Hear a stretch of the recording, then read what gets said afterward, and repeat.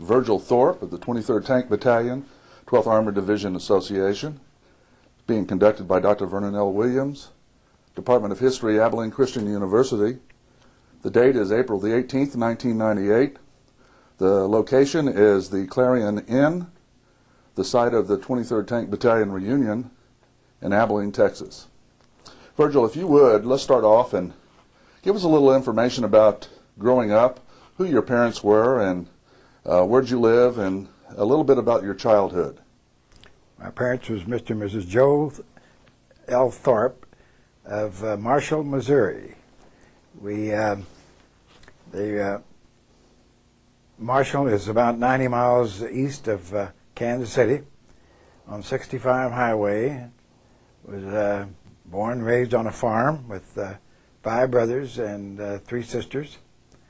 And we resided there until 1937. I left home and went into town into the city of Marshall and joined the National Guard, and at the same time went to work for A&P Tea Company on a part-time basis so I could finish high school in 1938, which is what I did.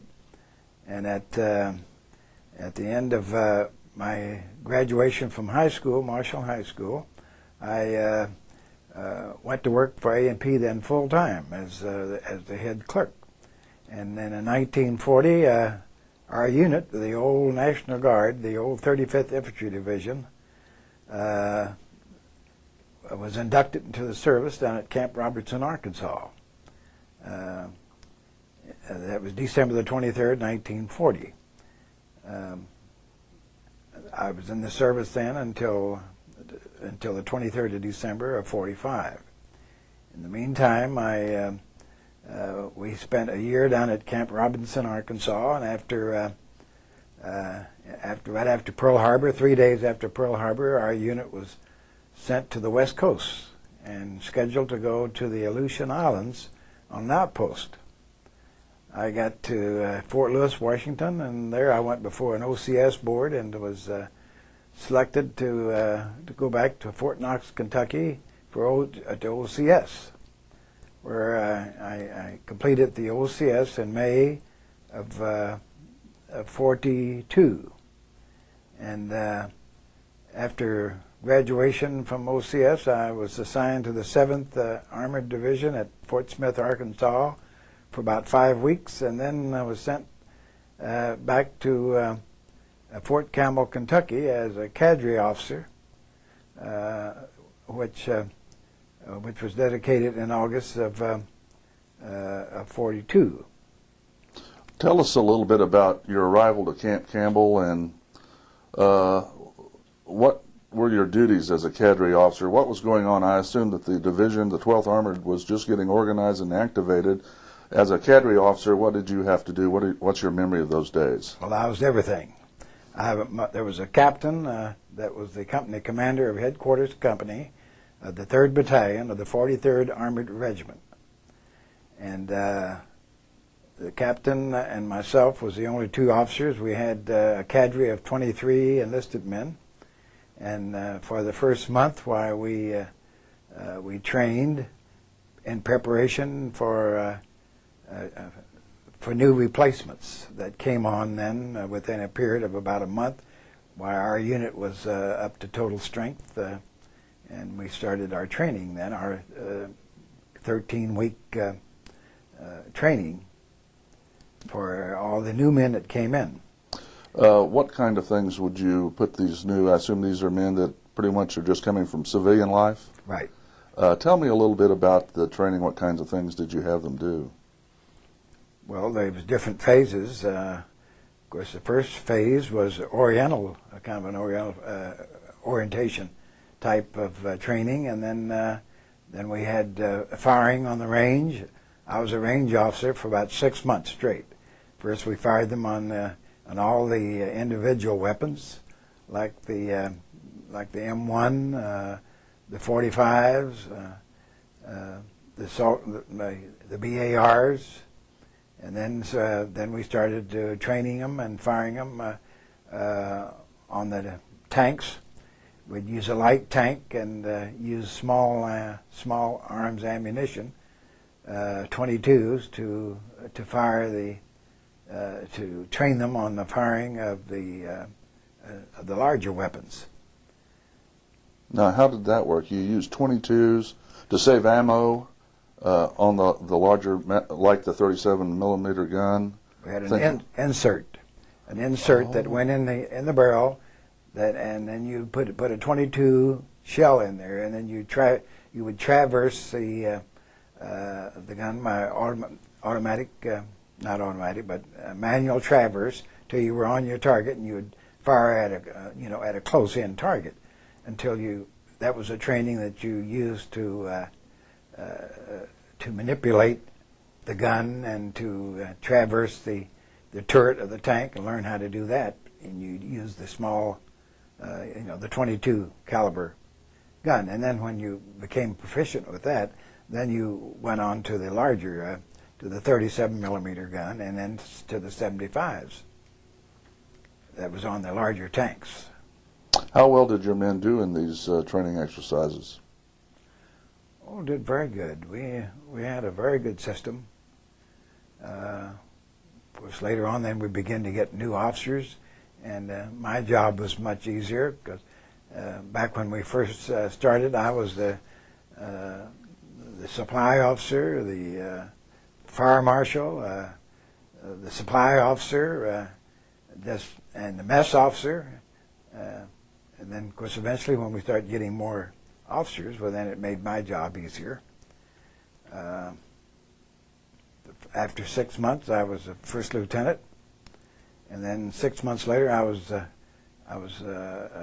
put in charge of the headquarters company. The company commander was transferred back to Fort Knox as a gunnery instructor, and I became the company commander of headquarters company, and made captain within a year. And that would be in 1943.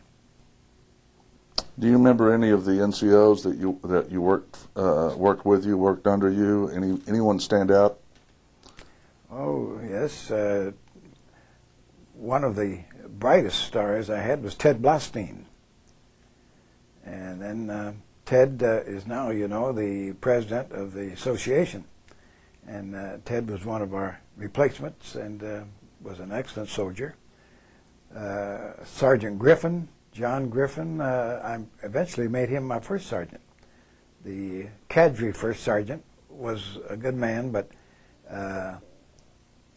wanted to go to the Air Force and was transferred later, I think, to the Air Force.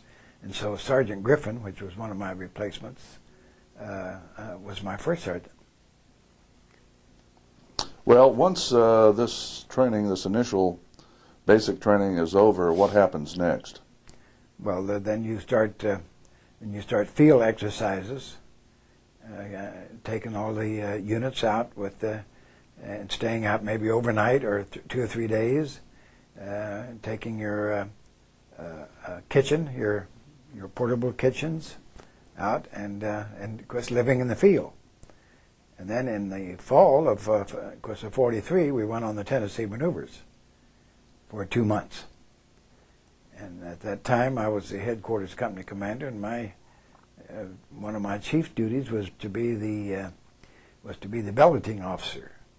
Whenever we would move from one area to another, especially in bivouac, it would be my job to assemble men from each company, and with our signs that would mark our route and mark our area that we would go in and billet, we would race ahead of the column and reconnoiter. I would have to reconnoiter the area and assign each company their area. And with 54 tanks in your battalion, you had to work pretty fast and find a spot for each one of those tanks. So what we would do was if we had a large wooded area, we'd take each company. I would put whatever company was coming in first whether it be headquarters company, usually they came in last. Usually it would be A company, B company, C company.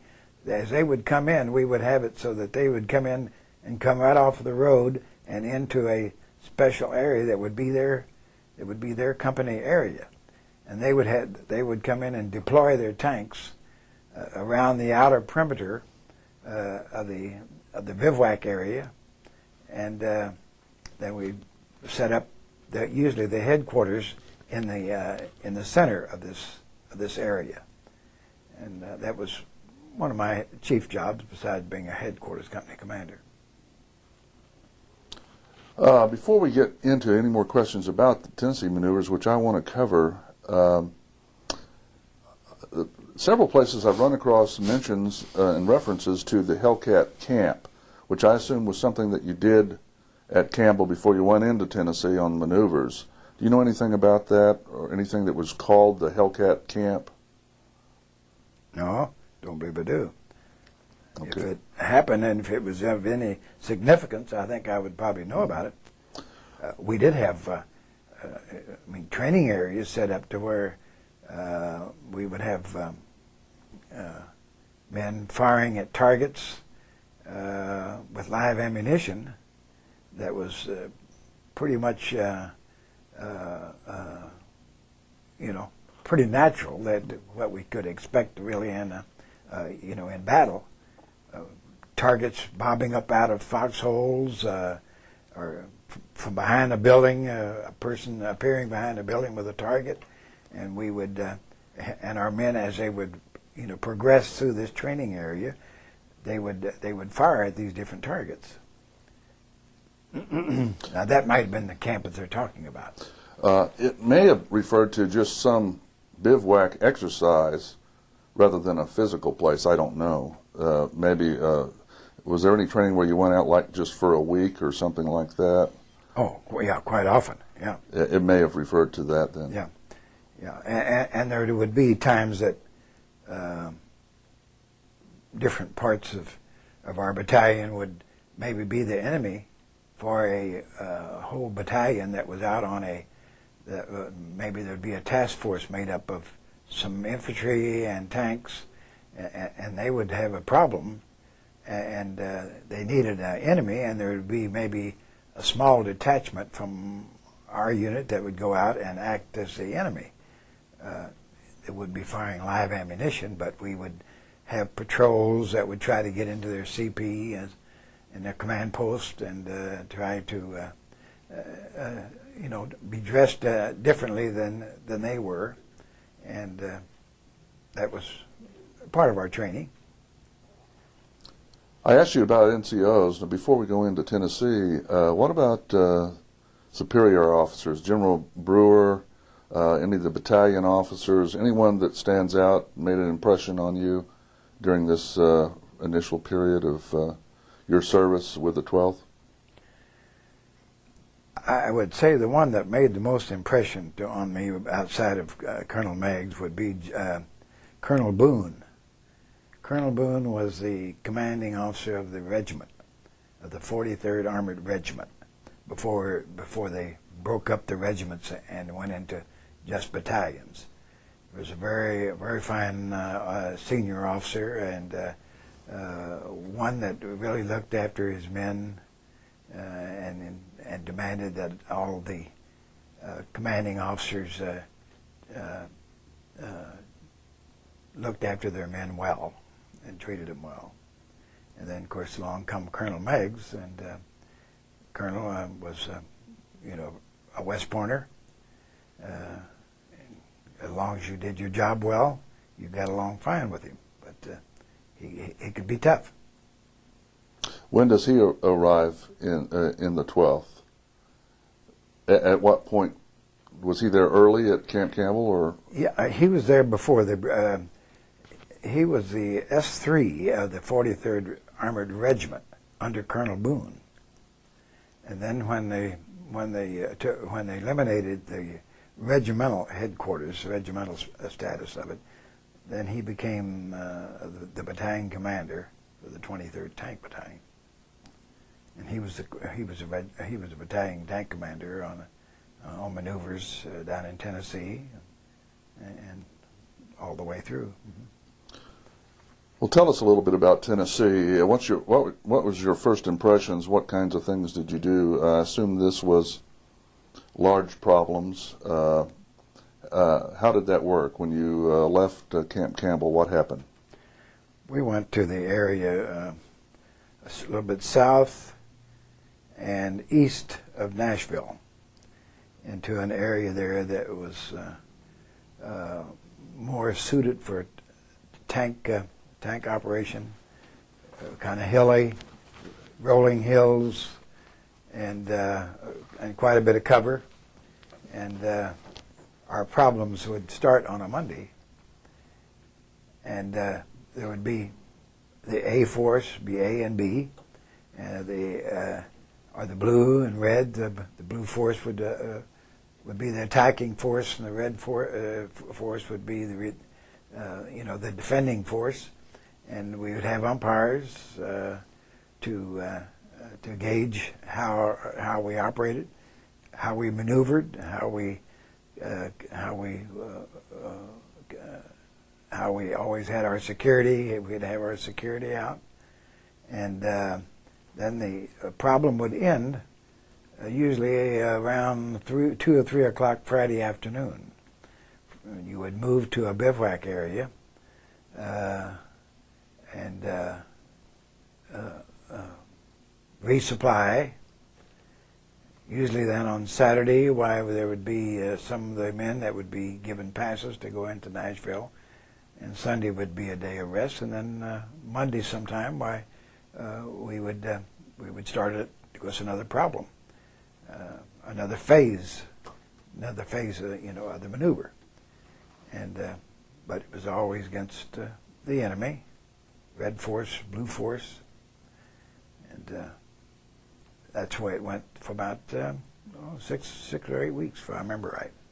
Do you all have any kind of problems, special problems you remember on maneuvers? Any casualties, any problems like that?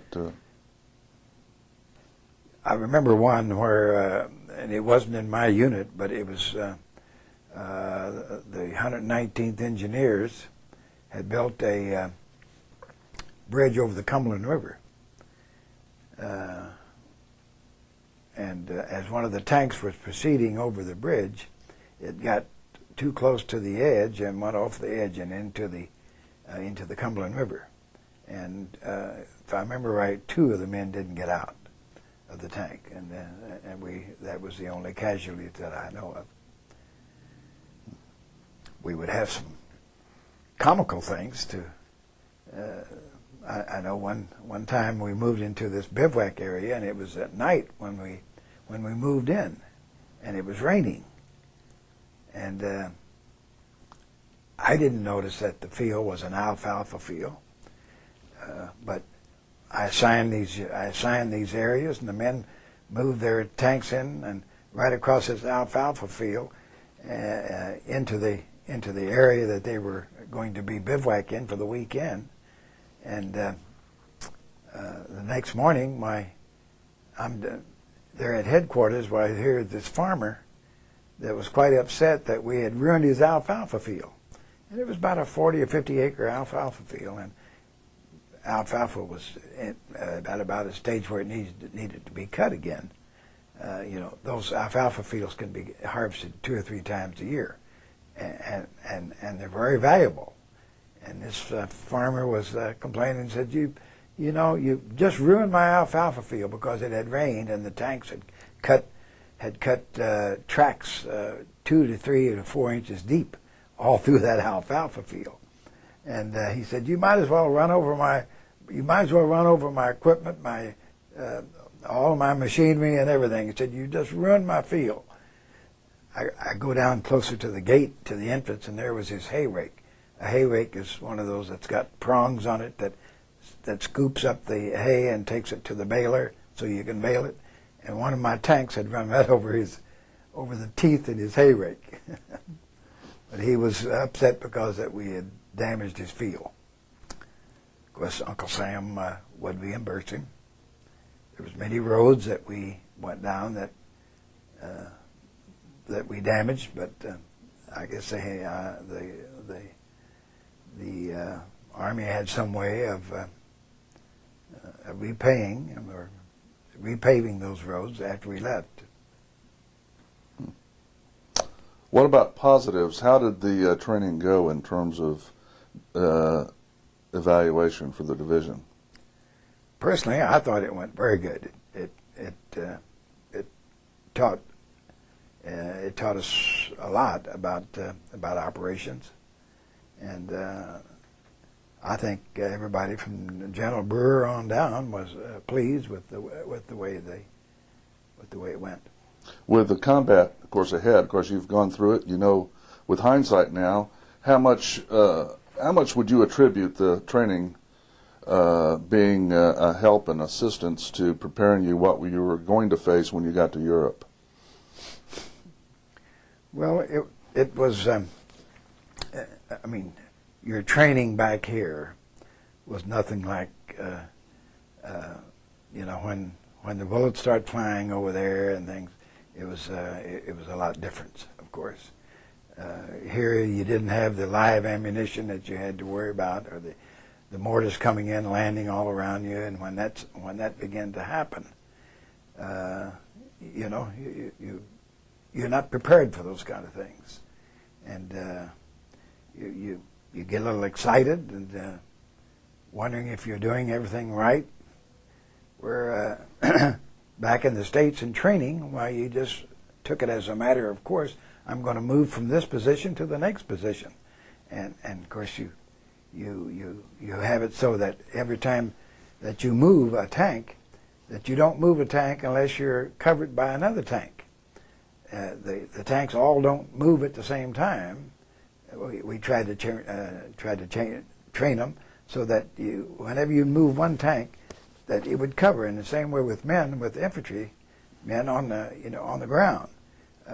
You say, cover me, I'm going to move. I'm going to move from this tree or from this foxhole to the next foxhole.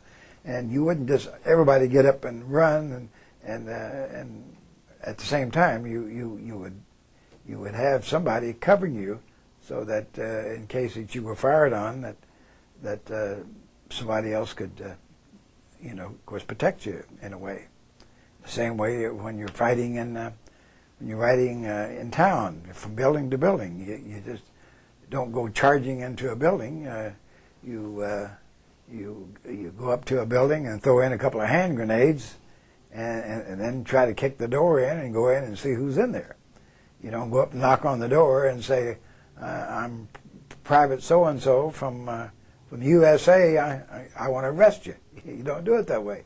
You throw in a hand grenade and then charge in, and if there's anybody alive, well, you apprehend them.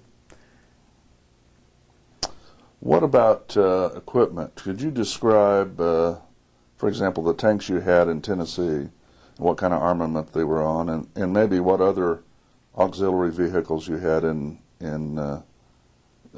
your unit?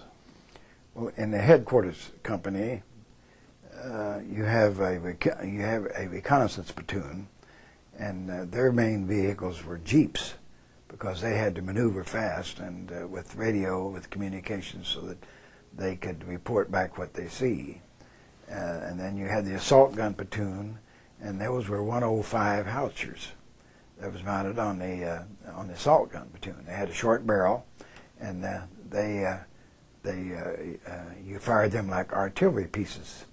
And quite often, you would fire them. You would line them up with their artillery in certain situations.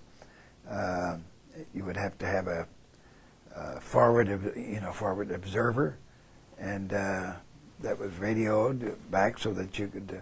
They were high angle fire, kind of like mortars. Mortars went. They were, deflated areas, and they fired up over hills, and there was a mortar platoon that had half tracks that had mortars mounted on the half tracks, and then you could dismount them and fire them from the ground. Assault gun, mortar, recon platoon, and then there was the command tanks. like the colonel and I rode in. That was they were the 75 millimeter tanks at first, but then eventually, before the war ended, well, we had 76s. But the big tanks are 50-ton tanks that are that was the largest tanks that we had.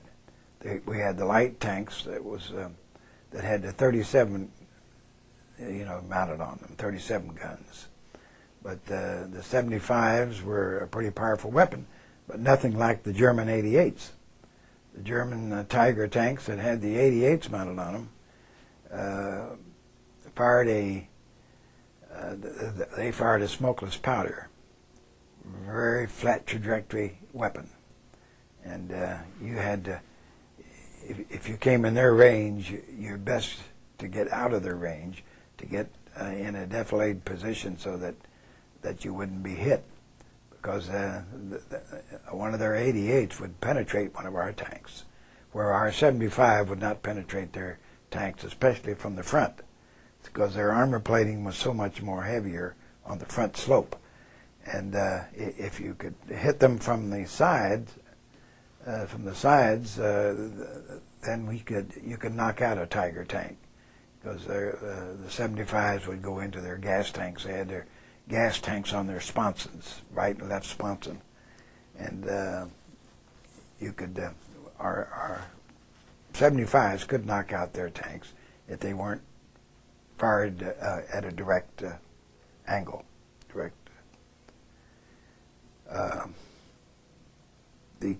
And of course, the A, B, and C companies were all the heavy tank companies. They all had 75s. They would have 3 platoons of tanks, five tanks to a platoon, and so there was 3 companies of those. So that's 45 tanks, and the command tanks. And of course there was D Company, and they had 15 tanks. That was light tanks. They had 3 platoons. So there was 60-some tanks, I guess, in the whole battalion. What was the benefit or the advantage of changing to the 76 gun? Well, it was a more powerful weapon, and it had a flash hider on the end that threw the smoke out to the sides. The 75, the smokes would go directly follow the bullet, and there would be several minutes before that would clear, that you could see whether you hit your target or not. The 76s, they had this flash smoke hider that would throw the smoke out the side, and you could see the direction that your bullet was going, that your projectile was going, and whether it hit its target or not. So that was a big advantage of the 76. Besides, it was more powerful than the 75, of course. Were you able to breach the Tiger tank from the front with a 76? No, they just ricochet off. So you never really had anything that can go up head to head. Eventually, about the last month, some of our tank replacements were with the 90 millimeter, and we had some luck with the 90 millimeters in knocking out the German tanks. But that was we weren't fully equipped with those. But along about the last month of our combat over there, why any tanks that had to be replaced, why we did get 90 millimeters. As the Tennessee maneuvers are winding down, at what point did you find out about the reorganization and the change to battalions? And to tell us about that and the move towards Texas. Well, in the fall of '43 is when that happened. It's when the regiment was deactivated, and the battalions then were designated, and then came on the combat command. The combat commands then were more active. Combat Command A, B, and the Combat Command R, which is the reserve command. During the conflict, the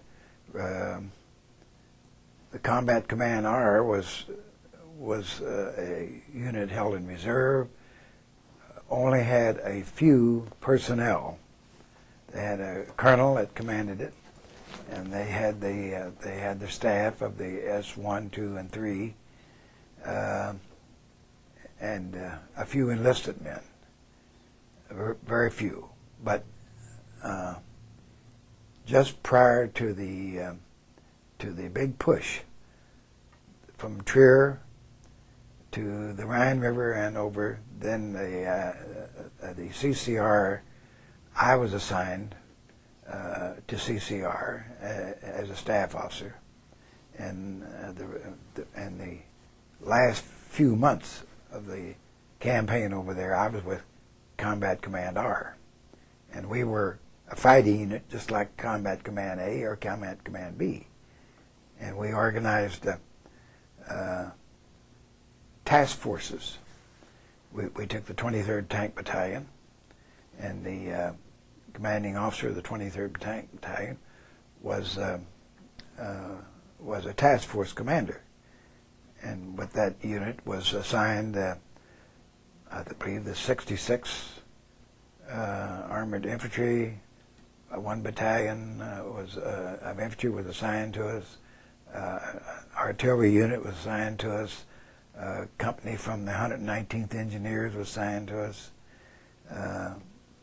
Each one of the different division organizations, each task force would have enough men and units to make it a task force that could operate individually. What do you remember about the move to Barclay and the trip to Texas? Well, it was, of course, all done by train. We boarded trains there at Fort Campbell, and it was probably a latter part of October, November. I know that we were there Christmas of '43, because my mess hall won the prize, which was 5 cases of beer given by General Brewer for the best decorated mess hall. And I just happened to have a person in my unit at that time that was a good interior decorator and had lots of good ideas. And then they had a lot of German prisoners there on the base, and we were able to get half a dozen of those to come up and work in our kitchen each day. And those came, they would get to eat at our mess, and they liked that. And one of them was very good about building things, and he built a church that looked like his church back in Germany, out of plywood, and it was a beautifully built little replica of his church, and it's set back in one corner of the mess hall. And then another one built a design of an old mailbox with snow on it, and we really had the mess hall beautifully decorated.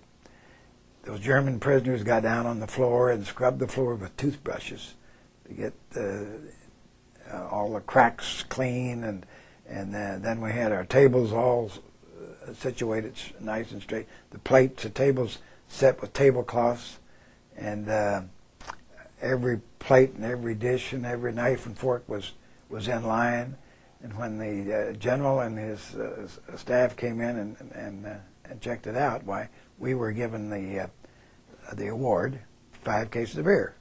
So I organized a Christmas party, and we went out and bought another 5 cases of beer with we had a company fund built up. Went out and bought some Texas chickens out here in Abilene and around Abilene, we had a Christmas feed. I have in my briefcase here the menu that we had, and I'll give you a copy of it. But it listed all the personnel that was in my company at that time with all my officers, and that was Christmas of '43. Shortly after that, we went did some maneuvering south of here, south of Abilene, so south of Camp Barkley. That was similar to the type of training that we did in Tennessee.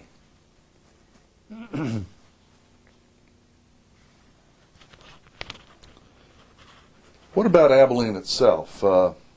First of all, were you married at this time? Yes, I got married in 42, in 41. Tell us a little bit, let's backtrack, tell us a little bit about getting married and what you did for accommodations and how you set up household and that kind of thing as you're trying to train and also move across the country 2 or 3 places. How did that work out? Well, going back to 1940, my first wife was named Helen Rosker. She and I was planning to get married on her 18th birthday, September the 18th of 1940. Well, I had been in the National Guard for 3 years and was at a summer encampment with the old 35th Infantry Division, and my company commander, on the way home from Minnesota back to Marshall, told me that our unit was going to be inducted in the service for a year, and that he would recommend that Helen and I postpone our marriage for a year because everybody at that time was going to have to go in for a year. And we thought that that was a good suggestion, so we postponed our marriage until the next year. Well, by June of '41, we realized that we were going to be in for longer than a year, because at that time the Nazis were overrunning all the countries over there, and things weren't good.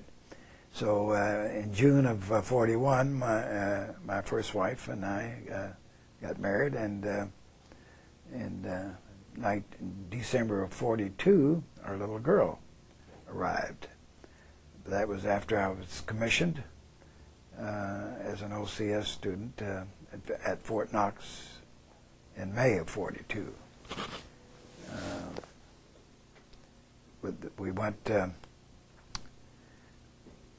backing up a little bit. I was a buck sergeant at that time, back in '41, and making $60 a month. And I worked for A&P before I went in, the A&P Tea Company, before I went into the service, and they were nice enough to pay me for the whole year of '41, 1 week's salary out of each month, $28.50. So I had $88.50 to live on for a month during 1941. Well, of course, after I became an officer, that went on up to $150 a month as a second lieutenant. And back in those days, that was not too bad. You could rent a $30 apartment, and with me eating most of my meals at camp, why, we did fine. We didn't have a lot of the finer things of life. I had a '35 Ford V8 that I had paid for when I was working in civilian life. And here in Abilene, I bought my first brand new car. It was over at the Ford agency. It was a '42 Ford V8 for $1,200. And I'm real proud of that. That was a beautiful car. But I liked Abilene as well as Hopkinsville. Back in Fort Campbell, we had an apartment in Hopkinsville in a home where the couple that owned the home, he worked as a barber out at the base at Fort Campbell. That's how we came up with this apartment. He was cutting my hair, and I told him I needed an apartment, and he said, "Well, we're fixing our first floor of our house for an apartment, and he said, my wife and I are going to live on the top floor. He said, come in and take a look at it. So I went in and took a look at it, and I rented it. And I lived there at Fort Campbell, or in Hopkinsville, and that was where my little girl was born, in Hopkinsville. What is her name? Her name was Cheryl Lee. I named her after me, and my name was Virgil Lee, and I thought it was going to be a little boy, and it wasn't. It was a beautiful little girl, and it was Cheryl Lee. Her mother, my first wife, had cancer developed cancer in '63, died in January of '65 with cancer, and then my daughter, Cheryl Lee, died just 6 years ago with identical cancer to what her mother had, and she was 48 when she passed away. What about Abilene? What was your living conditions like there?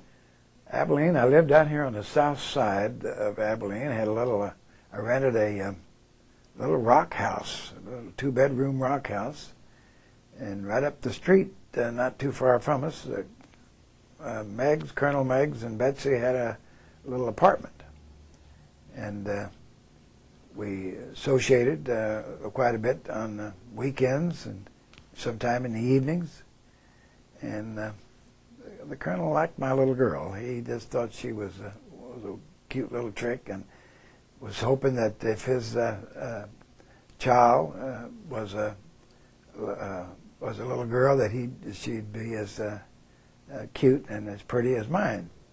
And he would carry her around, and was real. I knew he would, of course, be a good dad. And Betsy at that time was pregnant with the general, with the son. So I told the General Meggs at Christmas when we visited with him. I said, you were supposed to have been a little girl. I said, your dad carried my little girl around and kind of took a liking to her. And one time he said, well, I hope my little baby will be a girl, and it'd be as pretty as yours. What kind of recreational things did you do with the Meggs when you would get together? Oh, we went. Mostly, we would just visit and cook out, and that's about all that we'd have time for. Play cards. My wife and his wife and Colonel Novosels's wife, when we were, maneuvering south of Barclay here for 2 or 3 weeks there, I took a trip and went down to Old Mexico, and so they become real close. And but there was a swimming pool here somewhere. I forgot where it was now, but I think we went swimming once or twice together with them. Now, tell me a little bit about Colonel Meggs and his reputation in the battalion with the officers as well as the men. Could you describe that? The colonel was well respected because he had good training, was very thorough, was a stickler for being military, and once in a while he would get on some of us for not being, real military. And there was a few that didn't like him too well in a social way, but militarily, why they respected him and knew that if they went into battle with him, that he would use good judgment because he was well trained. Can you remember anything else about Abilene, wartime Abilene, that stands out in your mind in terms of the community and how they treated the soldiers, or things to do in town, restaurants you frequented, the USO, that kind of thing? We didn't participate too much in that. We did go to church here. We went to the Grace, I believe it was Grace Lutheran Church. That was, I forgot where it was located now, but about every Sunday that I was available, we would go to church there, and it was a very friendly church. And it seemed like that the man who had the Ford agency went there, and that's how that I ended up getting a 42 V8 that he was saving back. At that time, I guess it was wise to save your inventory because it would go up in value. And but since I wanted one, I was a soldier. Why, he sold it to me. But he had it in cosmoline. He had the parts of it with cosmoline on it so it wouldn't rust. And it was located on the 3rd floor of this building downtown. It was the Ford agency at that time. We hadn't had it a month until my wife, till I was out in the field, out in here at Berkeley, and they came out and they said, your wife's been in a wreck. And so I turned the training over to somebody else, and I came in here, and some Texan in a Dodge touring car, some Texas farmer, had run a red light and had run into her and damaged the left front fender or right front fender one. She wasn't hurt, neither was my little girl, but at the time it sure hurt my feelings to have my car, my brand new car, damaged. But this Texan took care of it. He took care of the bill. I think it was like $90 or $100. At that time, it was a lot of money, you know. Probably as much as $500 or $600 that it goes today. But it was a very nice town. We enjoyed our time here, and my wife did too. What do you know about the relief of General Brewer, the circumstances that led to that? Do you know anything about that? Oh, only what I'd heard. I'd heard that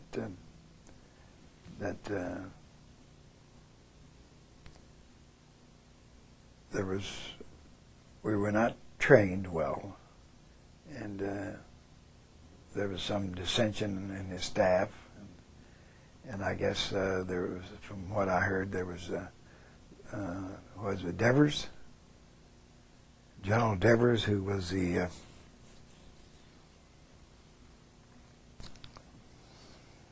forgot what his position was now, but there was some conflict there.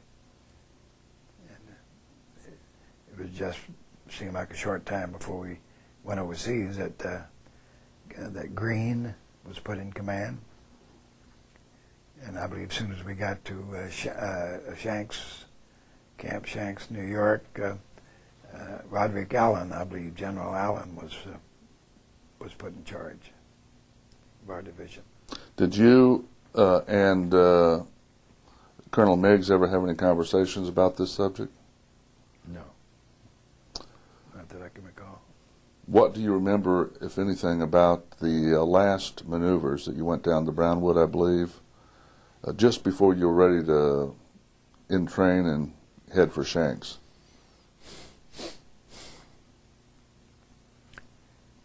I don't recall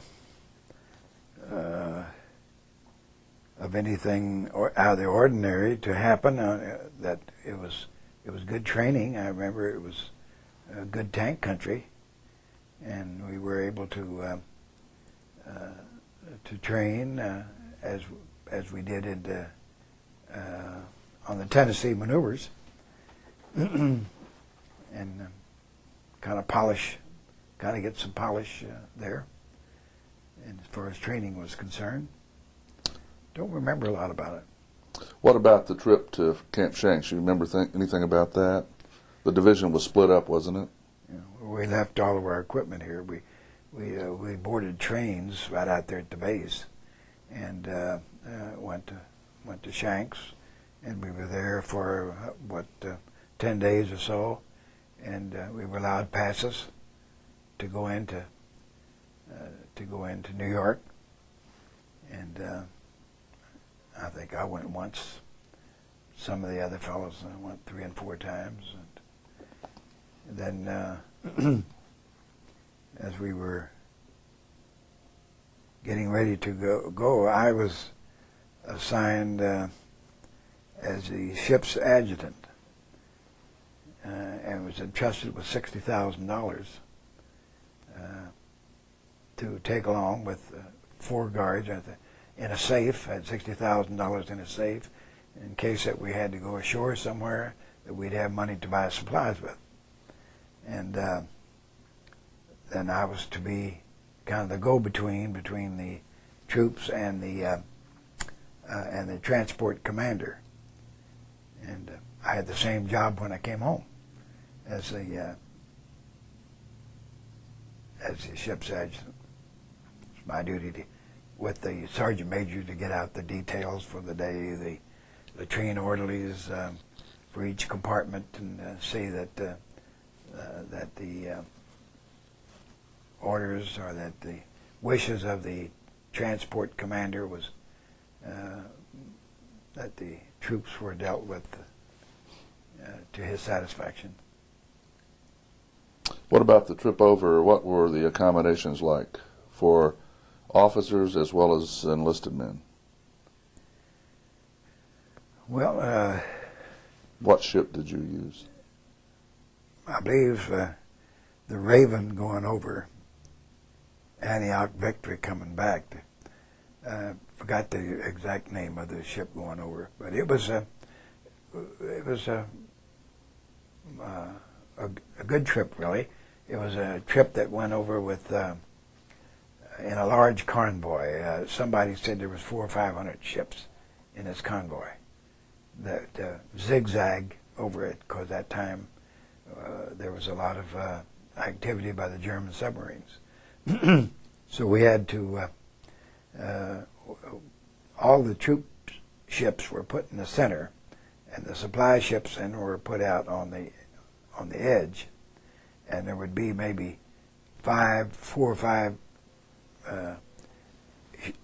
ships right together with the troops in the center, I guess, so we'd have some protection. But we zigzagged back and forth until we got to England, and when we got within about 3 days of England, then we noticed these escort carriers. Not the escort carriage, but the escort ships with that could fire on submarines, things of that nature.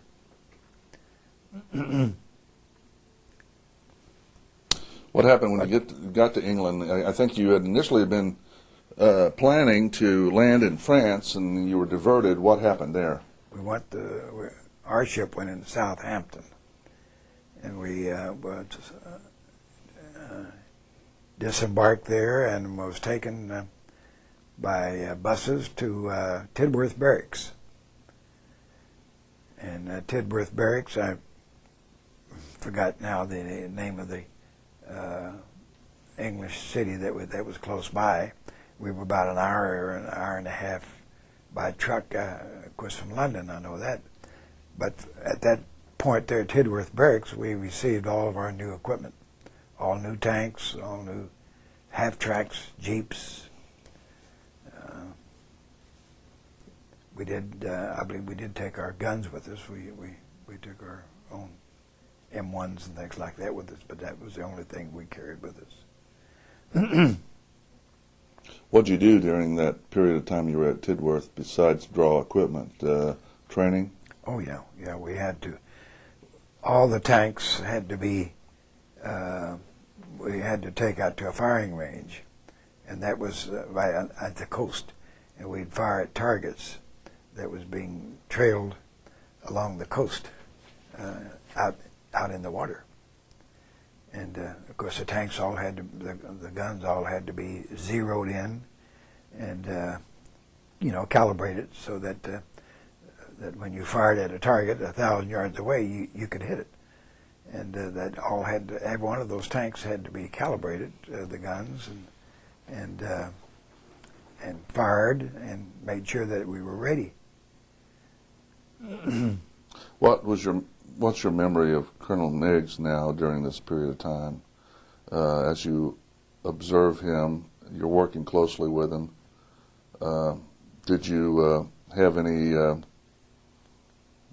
time to go into London? Did you have any kind of social relationship with him, or was it just all duty? What's your memory of that? No, I didn't make any trips into. I took some of the enlisted men in.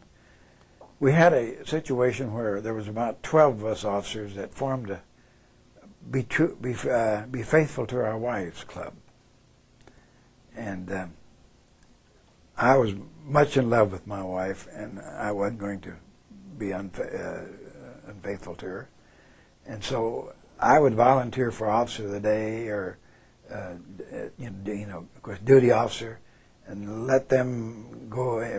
When we were in Camp Shanks, New York, they would go in almost every night, Colonel Meigs and the rest of the guys.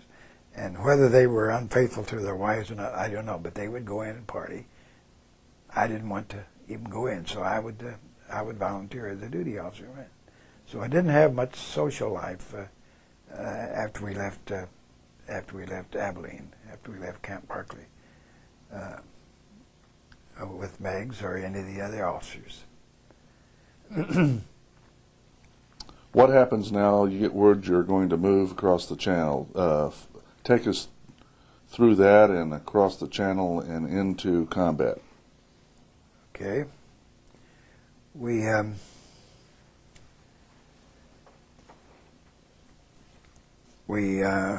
took all of our equipment, of course, and down and loaded onto landing crafts, and they were landing crafts made specially for tanks.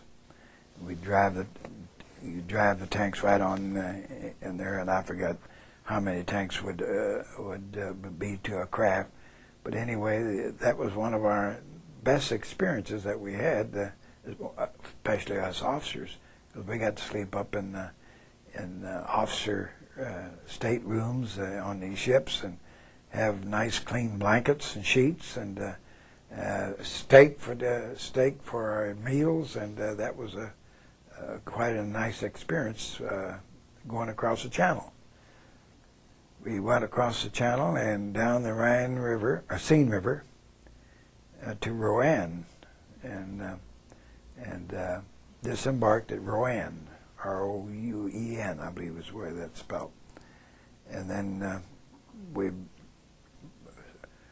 SUFFRIC, if I remember right, was the place that we bivouacked, regrouped, get everybody together, and from there then we moved on down to an area around Saint-Avold, France, and then wasn't very shortly after that we went into our first battle.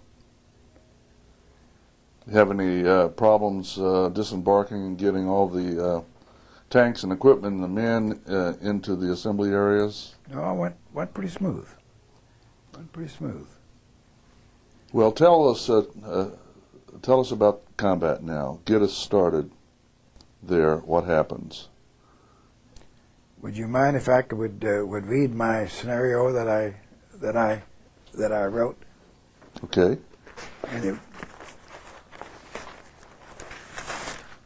shortly after he was killed, a week or two after he was killed, I was asked to write a scenario about the action that we had and all about Colonel Meigs. Okay. And this reads, Personal Combat Actions, Lieutenant Colonel M.C. Meigs, as witnessed by Captain V.L. Thorpe. On December the 9th, 1944, vicinity of Rohrbach, northern Alsace, the 23rd Tank Battalion, commanded by Lieutenant Colonel Montgomery C. Meigs, was engaged in its initial combat. Early in the morning of the 9th, Colonel Meigs received orders to commit the battalion on a direct fire mission from the flank on the village of Beining and the military barracks within, while reinforced infantry battalion was assaulting it frontally. Staff and company commanders were assembled at approximately 0800, at which time a very detailed plan and order was issued by the colonel. At approximately 0930, the colonel, with Captain Thorpe, his communication air officer, went forward in his tank, an M4 75mm, with the first wave of tanks to the firing positions. The colonel chose an ideal position on high ground to observe and direct the firing and movement of the battalion. Artillery and mortar fire was received continually. Never once did the colonel close his turret hatch. He would just duck his head when a round would land near, then right up again, continuing to observe the action of enemy and his own forces. The mission was successfully accomplished, with the infantry battalion moving in and occupying the objective that afternoon. At approximately 1700 hours, leaving Captain Thorpe to consolidate and organize the night defense for the frontline troops, the colonel returned to higher headquarters for orders. The area was heavily mined, so the colonel returned by foot. Orders were received at higher headquarters for an assault on the Maginot Line just north of Rollback early on the morning of the 10th. Plans and orders were issued by the colonel at the rear battalion CP at 0300. He slept for approximately 1 hour. At daybreak, he rode to the forward command post in a light tank, joining Captain Thorpe, and then with his own tank, they moved out with the first wave of tanks towards their objectives.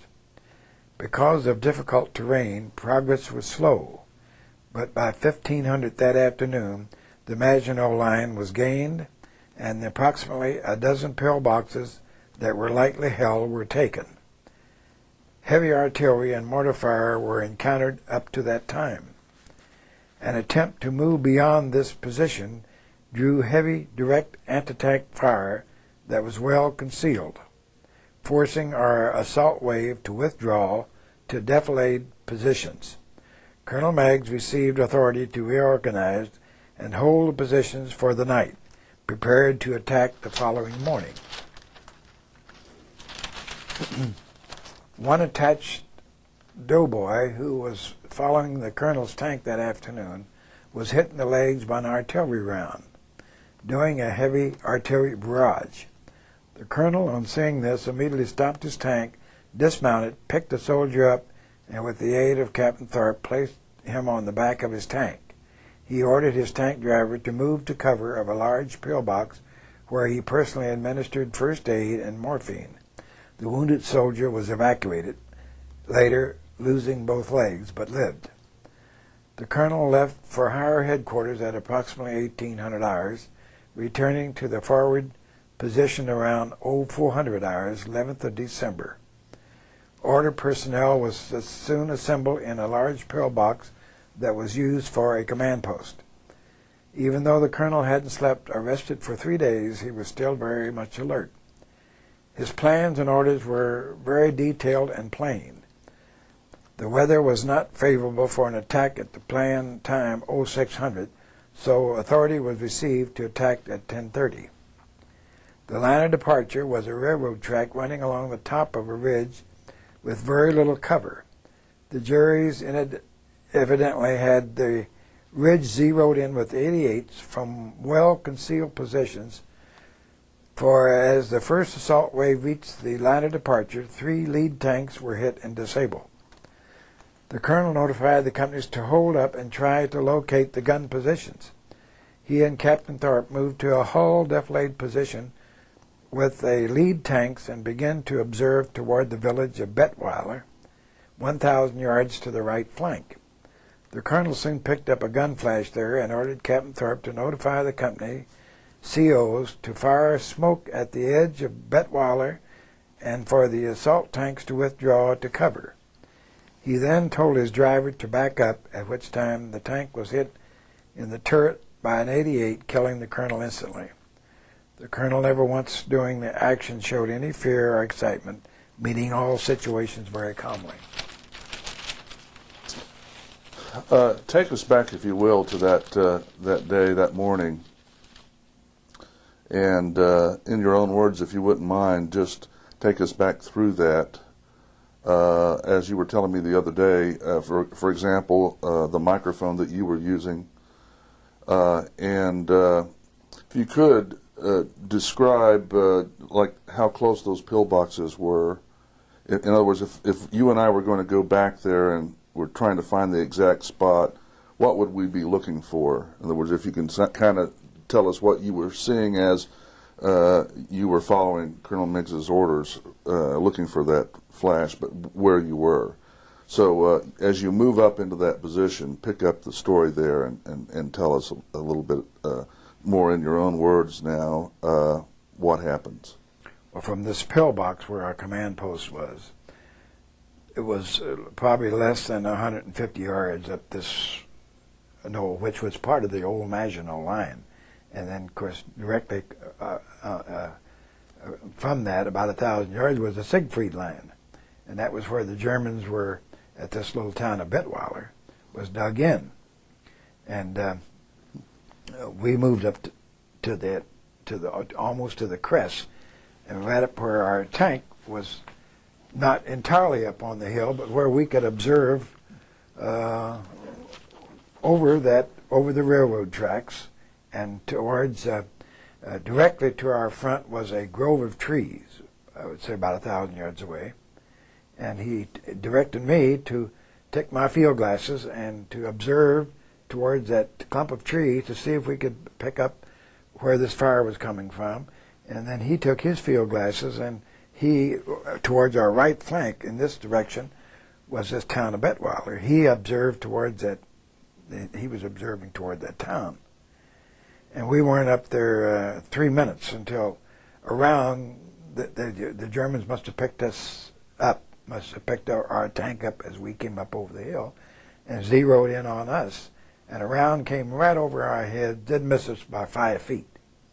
And it sounded like a you'd have been close to a railroad track when a train would go by real fast. That's what it sounded like, a locomotive going over. And he and I both ducked down, and because we had our heads up out of the turret of the turret of the tank has 2 holes, one for the commander and one for the assistant tank commander. And I had the microphone in my hand, and he says, Virg, I saw where the fire's coming from. It's coming from that little town of Bittweiler. He says, I picked up the flash. He says, tell the assault gun and mortar platoon to start firing smoke over along the front of that town, to lay down a cover of smoke. And then tell everybody, tell the other companies to withdraw under the cover of this knoll, of this hill, and we'll reorganize for another attack. And for those tanks that are out there, for them to get their men, that they can recover what men that they can from the tanks that are knocked out, because we had lost 5 or 6 tanks already that was knocked out and of course was disabled. They couldn't move back. So I did that, and I gave that message to assault gun and mortar platoon and told them to move. And then, so he took the microphone out of my hand, switched the radio to intercom so that he could talk to the driver, and he stood up with his head out of the turret of the tank and said, "Driver, back up." And when he said up, the round came right in on over his turret, hit him right here in the hand, and of course blew his head off. What happens next? He falls down against me in there, and of course the rest of the crew, then I finally got them to back the tank up, and we backed the tank up and moved back down to the command post. And I stood up out of the tank and told some men to come up on the tank, that I needed some help. And so I pushed him up out of the turret of the tank, and they laid him on the back part of the tank, on the back deck of the tank, and covered him up. And then I I radioed to the rear CP. That was the forward command post where we were, and the rear CP had the executive officer and the S3 and our trains and so forth that was back there. I radioed back there that number 5 had become a casualty, and that number 4, who was executive officer, should come forward and take command. And number 4 said no, that he refused to come up and take command. In the meantime, I had been sick for 2 or 3 days with I thought I was becoming paralyzed, and I guess what I was really having was kidney stone attacks. And a few minutes after that, I had where I was paralyzed, and I didn't know whether I'd been hit or not because I couldn't walk. I couldn't get down off the tank. Some guys helped me down off the tank and helped me in the CP, and I became paralyzed. Couldn't walk, and pain like I've never had before. And so I was evacuated, and they shot me with morphine, and I was back at a hospital for 3 or 4 days. Came back up, and I had another attack of kidney stones, and I thought I was having maybe appendicitis. And on the 23rd, on the Christmas Eve night, I was evacuated to a hospital, and they almost operated on me for appendicitis. But the doctors and nurses had a little party at about midnight on Christmas Eve, and nobody was able to operate. So they gave me some more morphine. And Christmas Day, I went around over the hospital and visited, and that night it came back on me again, this attack. And have you ever had kidney stones? Well, it's women that's had kidney stones, so it will tell you that it's more painful than childbirth. But you have a burning sensation to start with, and then all at once, well, you have you have to lay down. You just and beat the floor. But I've had that. So on that particular time, they transferred me to the 21st General Hospital in Epinal, France. And the doctors at the evac hospital on Christmas night told me that I'd probably be sent back to the East Coast, that was an operation that was not an emergency, that I would probably be sent back to the East Coast and be operated on there. Well, when I get to the Epinal, France, 21st General Hospital, a major checks me over and says, "You're really run down, aren't you?"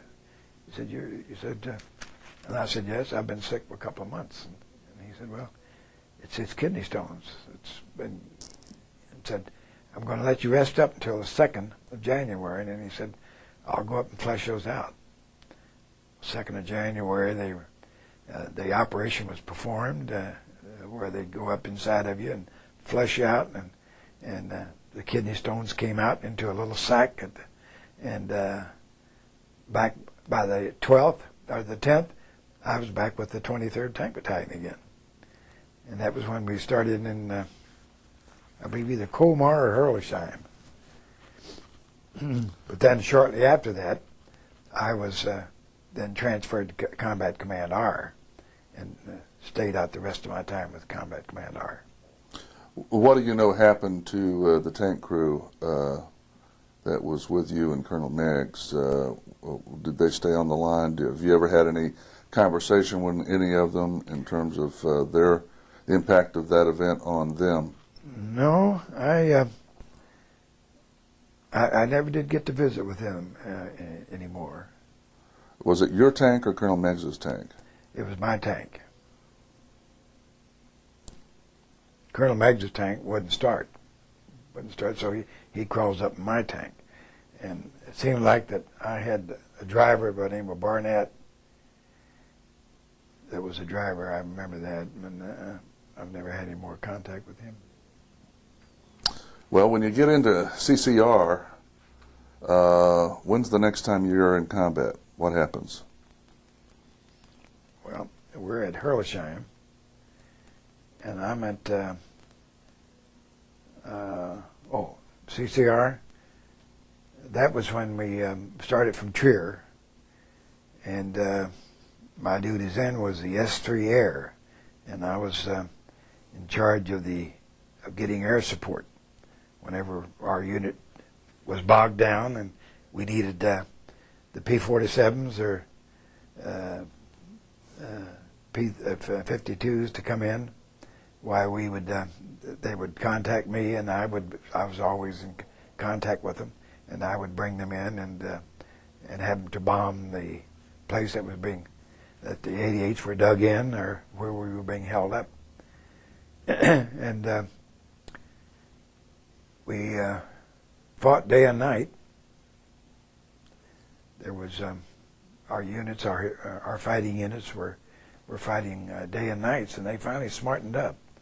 After a while, they would get so that they would move into a town about 4 o'clock in the afternoon and clear out the Germans, and then they'd get the town burgomaster to clear out maybe a 4-block area, and we would move the fighting troops in and outpost the town for security, and somebody would go back and bring up our kitchens and trains, and we would have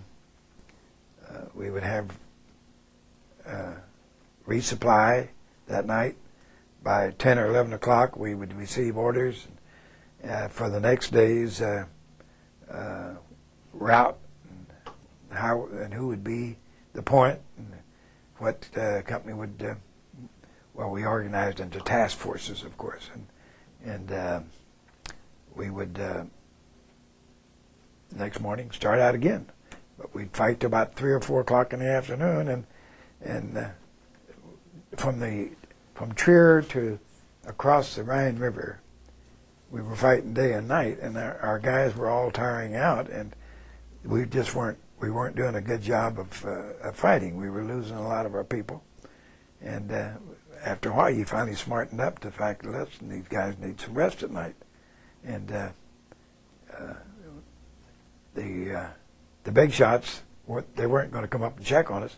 We'd radio back that we were having a firefight in the town, and that we were held up there, and really what we were doing was consolidating our area, outposting it, and getting ready to resupply and get ready for the next morning.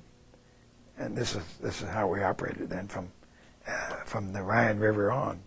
We maybe move 15, 20 miles in a day, go through a town, and if there was enough white flags flying, sometime our tanks wouldn't even stop. We'd just barge right on through and keep on our route and let the infantry come in then and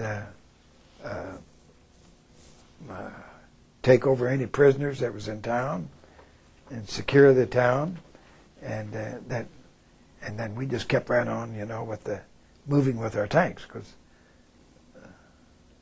that was our tactics at that time, to gain the ground with our tanks and let the infantry come along and clean up and mop up. What was the relationship between you and your men and the German civilians as you came to a village or a town? We never had much contact with the civilians. They made themselves scarce. We would usually locate the town mayor, which was called the burgomaster. We'd locate him, and we would tell him what we wanted done, that we'd want the guns all in one pile, and cameras in another pile, and the knives in another pile, and we would want it done, and then we'd order a curfew that would be no civilians out on the street after dark or after a certain time, and then we would he would have to clear out about a 4-block area and would not allow any civilians into any of their homes. They had to move out of their homes and do it within a matter of a few minutes. And we'd just move in and take over the homes. During that time, we slept pretty good. We would sleep in feather beds and seize some loot. If you found some peaches, or in a lot of these homes, you'd find bread and stuff like that. We would tell them not to eat that because it could be poisoned. But if they found maybe some peaches in a gallon jar or something, it was sealed, why, wouldn't hurt to eat that. But we never had much contact. We were allowed not to fraternize with the Germans, and we were pretty sticklers on that. You ever have any problems, casualties as a result of booby traps or anything like that by German civilians? Yes. One town, and I was talking to somebody yesterday about it, and they thought it was the town of Boxburg. We went in, and we'd been going through towns pretty freely without very little resistance. And this town we went in, the lead unit took the wrong route, and Captain Thomas, that was service company. Captain Thomas was our supply officer, but I think he commanded the service company. He was up there, and he had noticed that our lead unit took the wrong turn to go through this town, and so he radioed to us that what had happened, and we directed him to lead the unit on through the town and get him on the right road. And he was leading this platoon of tanks down this main street, and it was the town of Boxburg that had a officer candidate school there for young German officers. And they were positioned in basements with Panzerfaust. And when the first 5 or 6 tanks got down this street, they opened fire from the basement windows with these Panzerfaust and knocked out all 6 tanks.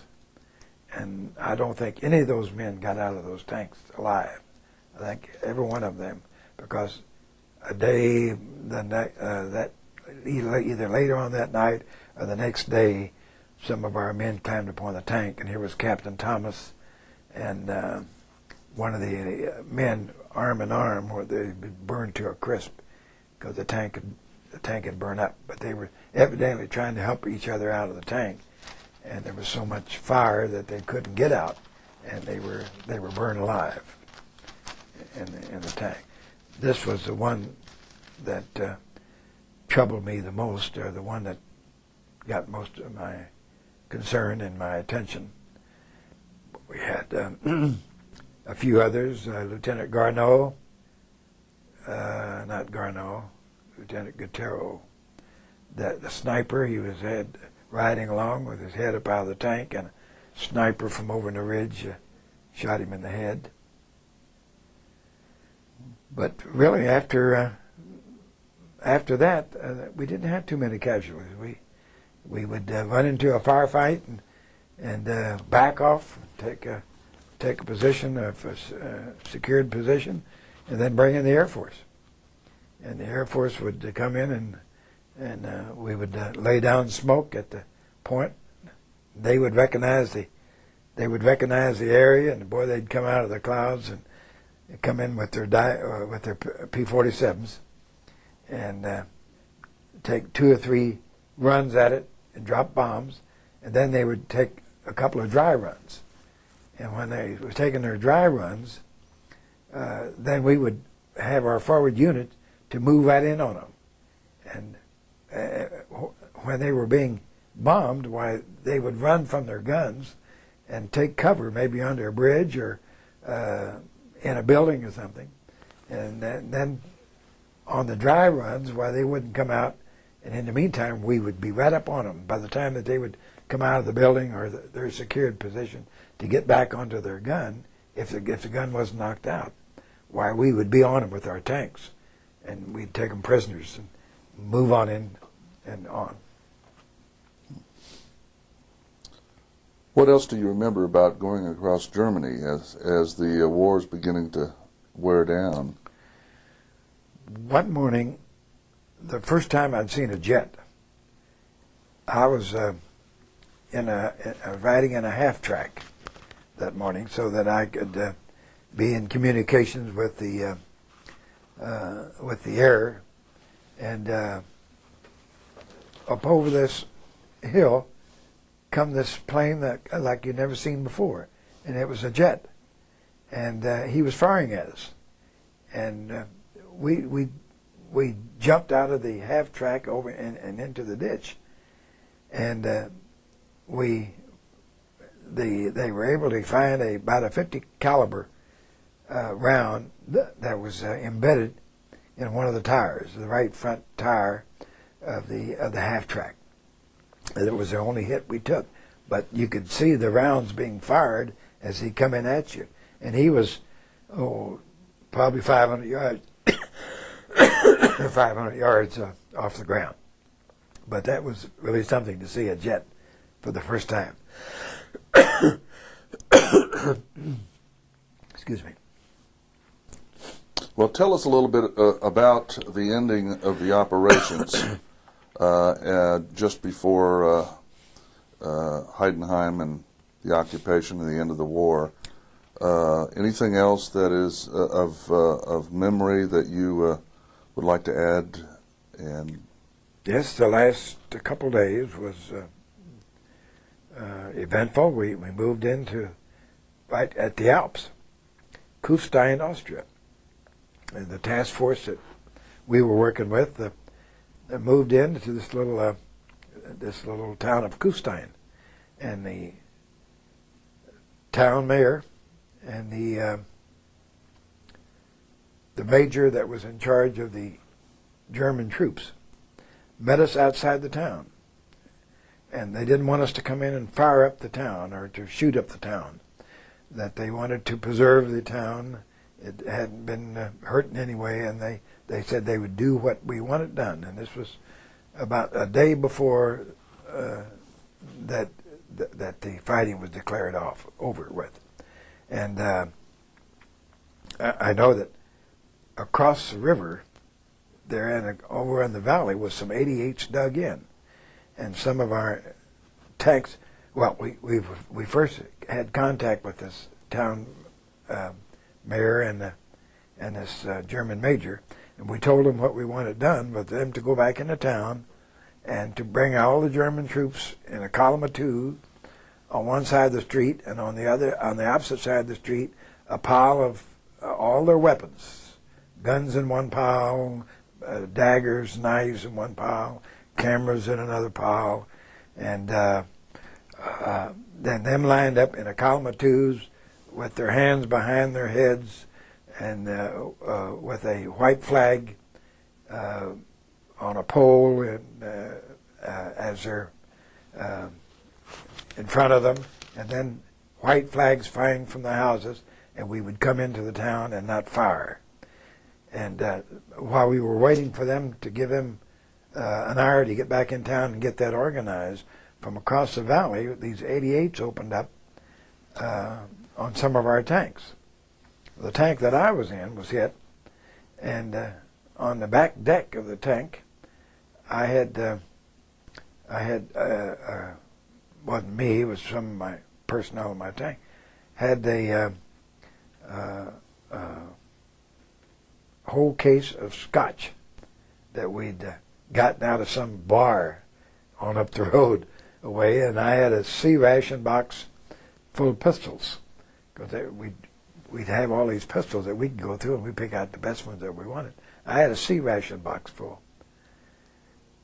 But we fired on these 88s and knocked them out after about 30 minutes or so, and we were able then to move on into town, and that was the last village that we moved into. We stayed there overnight. It was right in the Alps, and then the next a day or two, then we moved back to Heidenheim. How did you get word that the war was over? Well, if I don't recall exactly, I know that the message came over the radio to cease firing, to cease all operations, and stay put where we were, and to work with the town mayor and any other troops that were there to start kind of a military government with the village that we were in. What do you remember about occupation duty? What did you do?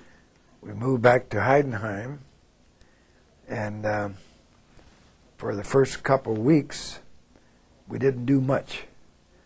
I was one of those officers that had enough points that I would not be sent back home and then over to the CBI, but I didn't have enough to be the first to come home. So I was sent to Reims, France. All of us officers that had quite a few points was sent to Reims, France, where we went to a inspection school. We were organized into inspection teams. We were there was 3 of us officers: a medical officer, an administrative officer, and a field officer like myself.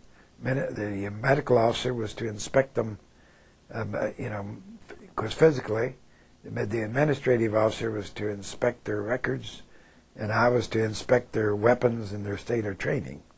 And we would work out of a Corps headquarters out of Frankfurt, where there was a Corps headquarters, and go up into northern Germany, there up around Kassel, Germany, and to units that was to be redeployed either through the States or direct to the CBI, and inspect them and make our reports at the end of a week. We'd be allowed 5 days to make this inspection.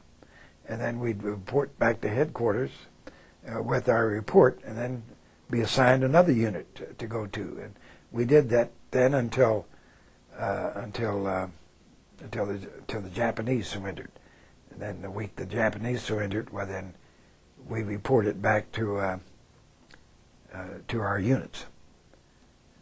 And that's when I rejoined I was then assigned to the 7th Armored,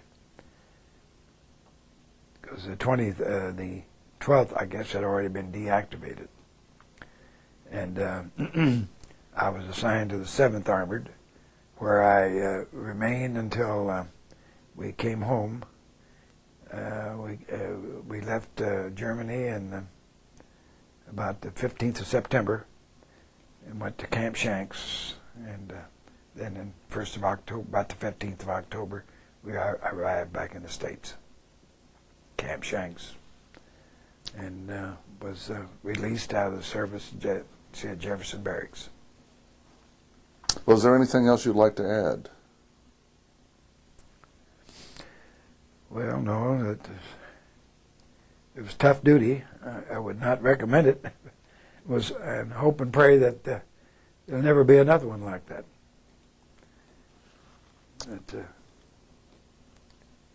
It was an experience that I'll never forget, one that I wouldn't care to go through again. Well, thank you very much. You're welcome. Okay, anytime. All right. Yes, as we are observing where the fire was coming from, came over the tank very close, and we both acknowledged that we would probably be hit if we didn't move very soon from that position. And the colonel ordered me to give the assault gun and mortar platoon the orders to fire to smoke along the town, in front of the town of Bettweiler, to our right flank, and then for the units to withdraw under the cover of the hill, of which I did over the radio to these units. When I had finished, he took the microphone from my hand and switched the from radio to intercom and told the driver to back up, at which time a 88 evidently fired from the Germans struck the top part of the turret of the tank, hitting the colonel, and he was killed instantly. Perfect. That will do it.